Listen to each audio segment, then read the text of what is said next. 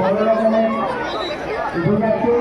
সেখানে আমরা ফায়ার দেখতে রয়েছে আগুন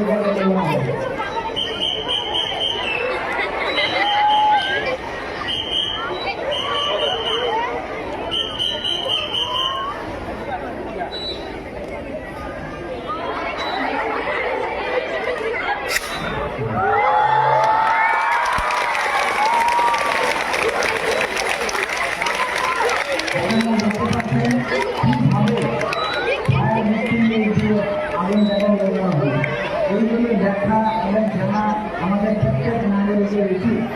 আমরা কিন্তু শুধু ফায়ার আমরা তার আগেই আমরা কন্ট্রোল করে নিতে পারি আমাদের পরিবেশকে আমাদের বাড়ির ঘরকে।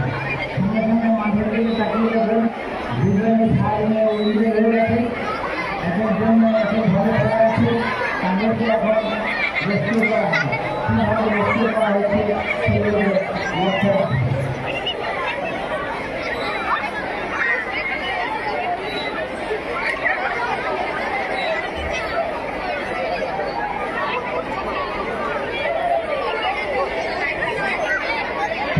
চিকিৎসা দেওয়া হয়েছে।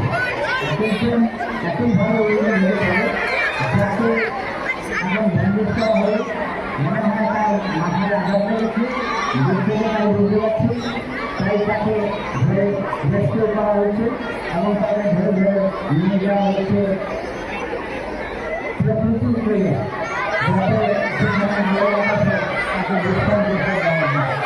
আরেকজন ইংরেজরা পড়ে আছে, তাকে নিতে হবে এবং আমাদের ছাত্রীরা টিম আস্তে আস্তে সেগুলোকে আমরা চেষ্টা করছি এবং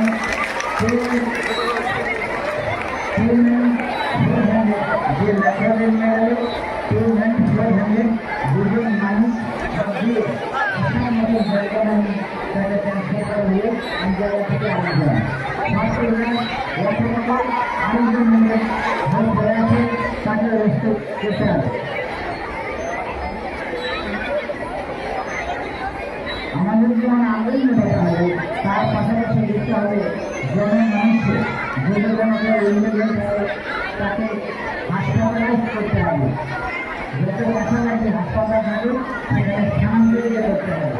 একটা জমা এলাকা হবে আমরা বললাম প্রাথমিক চিকিৎসা বা ফার্স্ট এইডার, আমরা কেউ চিকিৎসা করতে পারি না, চিকিৎসকের কাছে পাঠানো লোকাল হাসপাতালে পাঠানোটাই আমাদের প্রথম ডিউটি এবং হাসপাতালে নিয়ে যাওয়ার আগে ভবিষ্যতে যেগুলো অ্যাক্সিডেন্ট হয়েছে তাতে বেশি খারাপের দিকে না যায় তার জন্য আমরা পরিচর্যা করে রোগীকে নিয়ে গিয়ে আমরা হাসপাতালে পৌঁছাই এবং সেই হাসপাতালে পৌঁছানোর জন্য আগের কায়দা এবং সব কিছু তৈরি করে দিচ্ছে আমাদের সাব ইন্সপেক্টর বা অ্যাসিস্ট্যান্ট সাব ইন্সপেক্টর।